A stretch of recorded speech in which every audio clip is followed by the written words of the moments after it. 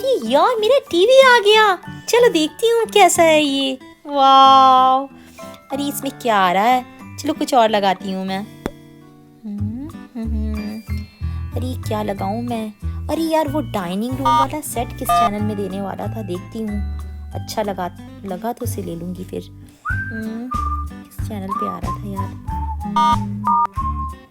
ये नहीं, इसमें तो नहीं आ रहा था ये। राइट, इस पे आ रहा था, यही तो था।